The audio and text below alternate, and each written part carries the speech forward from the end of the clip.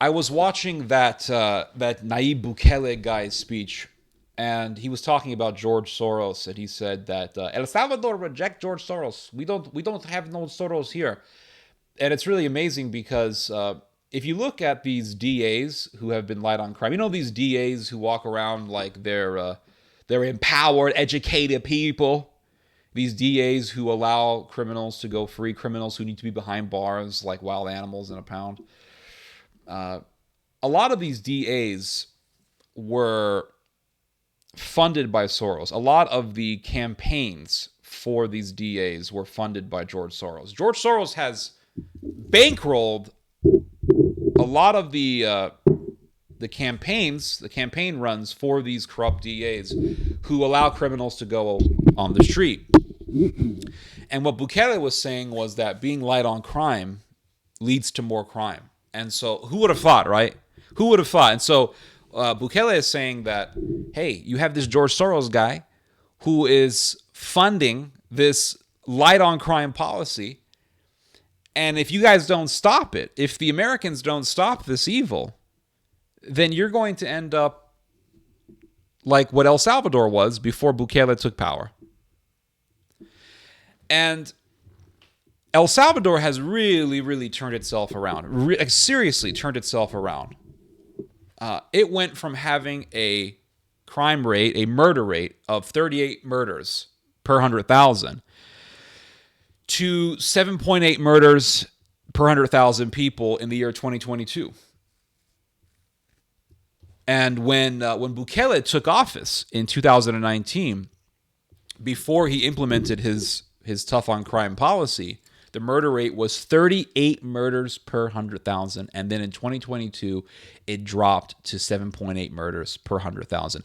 How do you do that? Oh, very simple. Tough on crime. Who would have thought, right? Who would have thought that being tough on crime would actually lower the crime rate? But yet you have these people in America, people in the East Coast. You know what I'm talking about. You have these lawyers in America who come around and they say things like, being tough on crime doesn't work. It just utilizes draconian measures. And then you read about El Salvador and how it was before these draconian measures were implemented. You read about how people couldn't go to certain areas without being shot. There were areas in El Salvador where if you parked your car, some gangster would approach you and say, you owe us some money for the ball. This is our territory. So if you want to park your car here, you have to pay us money. You have to pay us money right now. Somebody got to pay money. Okay? It's about making money. This is a business. So you want to park your car here, you have to pay us money. And if you did not pay them the money, do you know what would happen? They would steal your car. They would steal your car for not paying them money. That's how it was. It was a tyrannical, gang-led despotism. That's what it was. It was a gang-led, tyrannical society.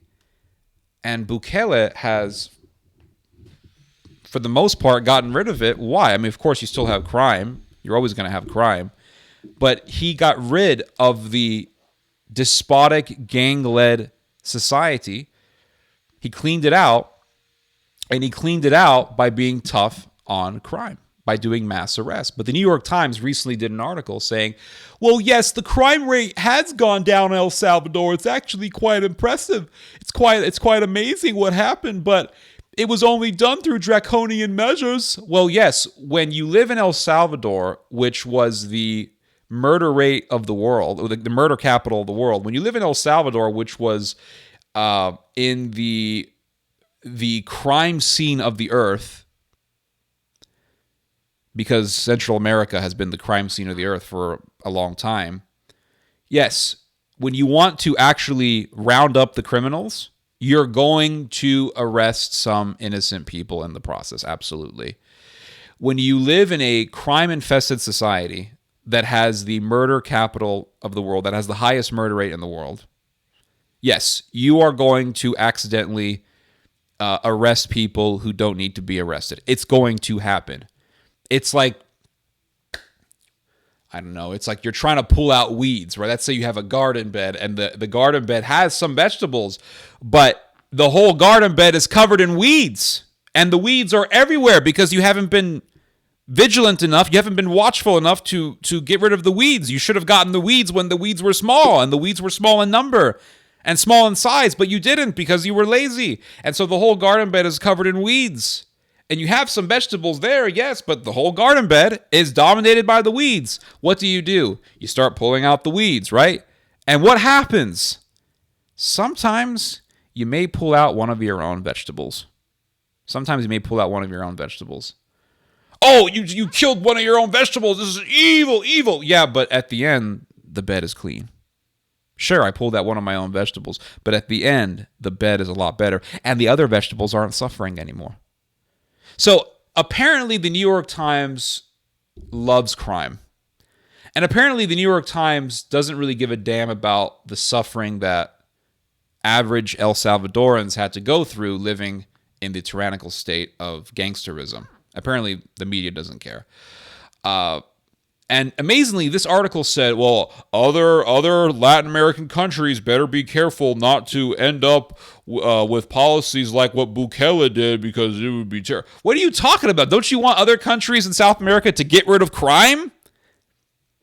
Shouldn't we all want that? Shouldn't we all want these countries to get rid of their high crime rates?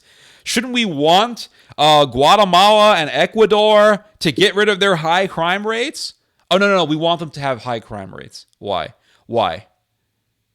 So you can look at videos of migrants coming to America trying to escape a criminal-infested hellhole to find a better life. So you can say, oh, look at these poor migrants, blah, blah, blah. Is that what you want? Or do you want these people to live happily in their own countries? I choose the latter. I don't want to see people drowning in the Rio Grande because they're tired of living shitty lives in their own countries. I don't want to see stories about migrants dying from thirst in La Frontera, trying to come to America because their countries were so shitty that they were willing to risk their own lives to come here. I don't want to see stories like that. I want to see people being happy, being content. And how do you get people to be happy in a society that is tyrannically led by a bunch of gangsters? You have to get rid of the crime. You have to be tough on crime, bottom line. Criminals are manipulative people. Criminals are actually more manipulative than people in the regular society. People don't realize this, but criminals will fake certain personalities to get you to like them. Criminals are very good at putting up an act. Why? Well, because they have no souls. And when you don't have a soul, it's very easy for you to lie. People who have souls find it very difficult to lie, which is why we have lie detector tests. We have lie detector tests so we can feel that little impulse in your vein when you tell a lie, because that's your conscience speaking. But what about people who don't have a conscience? What about people who don't have souls? They can lie, and the lie detector test won't even detect it. That's why lie detector tests are not really the best evidence. Why? Because people who have no soul can lie very easily with no problems. They don't give a damn. And that's what Bukele was dealing with in El Salvador. People who were absolutely soulless. Even the New York Times said that they had some journalists go to El Salvador when it was controlled by the criminals, and they said that in the capital city of El Salvador, when the sun started going down, people weren't on the streets. People weren't hanging out in the plaza relaxing. They had curfews. Curfews were enforced by the gangsters in El Salvador. But they want to complain about draconian measures. What about the tyrannical and murderous measures of the criminals who were controlling El Salvador? Well, that doesn't matter. Who cares? They put more focus. This is what I hate about these people. They put more negative attention on the anti-crime policies than the actual despotism of the criminals that the anti-crime policy is trying to purge out. So when you have the criminals, hush, hush, or they'll say, oh yes, look at the crime rate, it's awful. Oh, El Salvador, it's the murder capital of the world. Oh my God. But then when someone actually comes out and purges out the crime, oh my God, this is awful. What do you want? When you have a war, when you're trying to destroy an enemy, innocent people are going to die in the process. Unintentionally. It's going to happen. But if you have a society that is extremely crime-ridden, so crime-ridden to the point that the criminals are everywhere ruling everything, and how can you do mass arrests without arresting some innocent people unintentionally? It's impossible. And I read an article today saying that El Salvador actually released over 7,000 people from prison because they were determined to be innocent.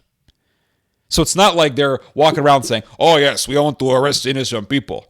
Why did Bukele, if Bukele is so bad, right? If he's so tyrannical, it's so bad, so draconian, then why the hell did people vote for Bukele?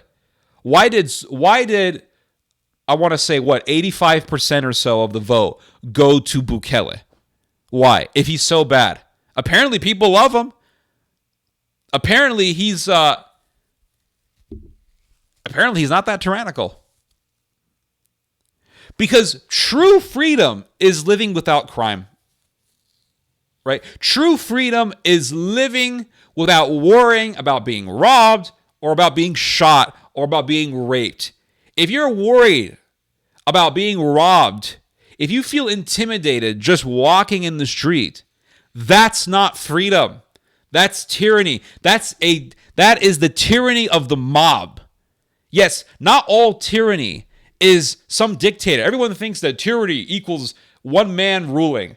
Tyranny equals some totalitarian dictatorship. Tyranny equals autocracy or something like that. No. They are different forms of tyranny. And one of the forms of tyranny is mob rule, gangsterism. When you have gangsters running your society, it's going to be tyrannical. So what kind of a tyranny do you want? Do you want to be led by gangs? Or do you want to be led by a strong state that is tough on crime? Apparently the people of El Salvador have chosen. They have chosen to live in a society that is tough on crime. And a lot of Americans, a lot of liberals, don't really understand what it would be like to live in a society like what El Salvador was before Bukele implemented his policies. They think, we have to help people. People have been put in prison. They were given a bad hand. We have to be nice to them. That mentality right there is it's what enables massive crime. But people eventually in America will have to make the decision. What do they want? Do they want to be led by gangsters or do they want to be led by a tough on crime policy? And eventually people will have to choose the latter because I think if they don't, and if this Soros cancer continues, it's going to come to the point where people will have no choice but to vote for a tough on crime policy. Anyway, you guys have just heard some theology. God bless.